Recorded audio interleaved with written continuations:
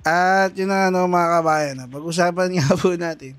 Ito pong birada po ni Kiko Barsaga.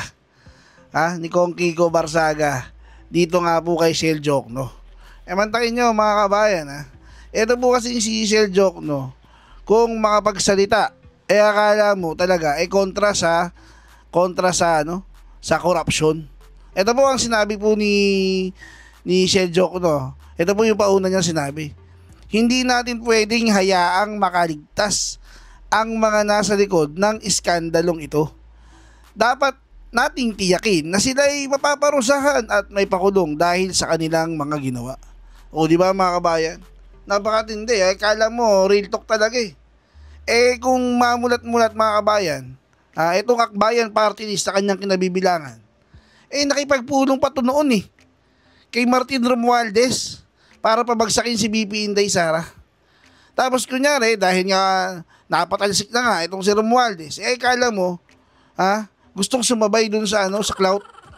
Gusto po niya sumabay na para, ang galing talaga ni Shell Jokno.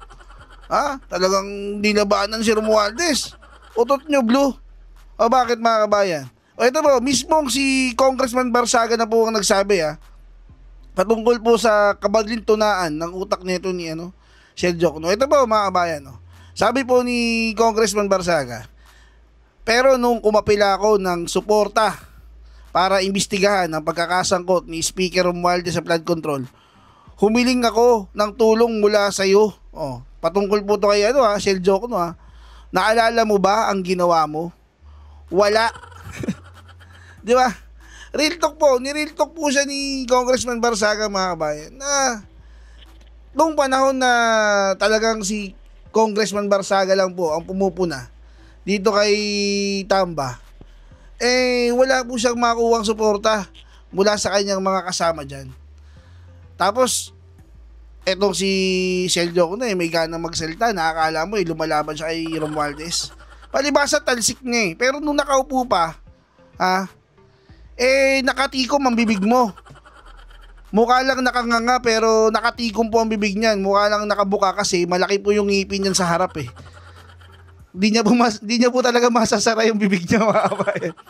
Pero tikom po ang bibig niya ni Shell Jokno mga kabayan kay Congressman Speaker Romualdez. Natira ka tuloy ngayon ni Congressman Barsaga, di ba mga kabayan? Ito po sa ibang balita naman po tayo. Naalala niyo po si Bryce Hernandez. Ibinigay na po siya sa ICI na pinangunahan po. Kabilang po diyan si Mayor Magalong ng Baguio. Ito po mga kabayan, may update po tayo patungkol nga po dyan na kung saan na-interrogate na po ni Mayor Magalong. Ito po si Bryce Hernandez. Ito po mga kabayan, panoorin po natin. Very cooperative si Bryce, Mr. Hernandez, very relevant ang kanyang mga revelations niya. And to cut it short, talagang tell-all siya. And he continued to cooperate with us para talagang ma-identify palalo yung iba pang mga sangkot. Mayor, may nabanggit ba siya na additional doon sa dalawang senators na nabanggit niya? May additional? Basta masasabi ko lang is marami pa siyang nabanggit na mga hindi nabanggit. Politicians? When you say tell all, sir, anong to? Marami siyang nasabi sa amin ng mga detalye pa na hindi niya nabanggit sa ibang forum. And medyo mas malaman ba, sir, ibig sabihin ng sinabi niya dito? Yes. Mga detalye, very relevant, very sensitive information. How would you describe yung information na binigay niya in terms of your investigation? Magandang Would this be a lead. blueprint? Magandang lead ito para sa mga investigador. So additional mga politicians, Mayor? Bakit insisting ka lagi doon sa politician? No, but are there any additional names? Businessman, politicians? Basta may marami kaming mas magagandang lead pa na nabigay sa amin. Sir, other than this car, may mga talagang... Meron pa yung... Ano pa po yun? turn over yung Ferrari na worth 58 million. Tapos Lamborghini na which is worth about between 30 to 40 million. may mga motorcycles pa siyang bibigay sa amin. Sir, may specific ba siyang sinabi bakit daw niya itinurn over sa inyo? He would like to cooperate. And explain namin sa kanya kung ano yung mga pros and cons ng gagawin niya. Explain namin mabuti kung ano yung mga choices niya. And then finally, he realized na better to cooperate with us sa ICI. Kaya talagang very free-flowing yung mga information na binitawan niya. Mayor, did he present more proof, more evidence to back his case? Do we think he's telling Yeah, the truth? kaya nga kami kailangan na investigation. Kasi syempre yung mga sinabi niya, kailangan may corroborative evidence. Mayor, na-open up niya sa inyo yung sa account niya sa casino? Umamin ba siya na yung ID sa kanya talaga ginagamit talaga nila? Sabi ko nga lahat ng mga relevant information ibinigay niya. So are we evaluating him to be a possible Ay, hindi namin iniisip yun. Why? Sa ngayon, hindi namin iniisip yun. Sir, makikipag-coordinate kayo sa customs with regards dito sa mga luxury cars? Right. Titingnan natin kung ano pa yung mga information na makuha namin. If there's a need for us to cooperate and coordinate with customs, siguro we have to do it. Lahat naman tinitingnan namin. As an investigator, lahat ng anggulo, lahat ng mga opening, lahat ng mga potential leads, kailangan namin exploit lahat. So kaninong custody yung mga sasakyan? What are we going to do about Ay this? custody ng ICI. And then eventually, Tapos eventually, yan, i-auction yung mga yan. Pero merong proseso lahat. so si Secretary Pero Bunoan, ngayon, mabuti pa na i-consolidate muna lang. okay. Secretary Bunoan, sir, what did he say? Si? Secretary Bunoan. Yeah, in-interview rin namin si Secretary Bunoan. Ano pong Kamusta, sabi? sir?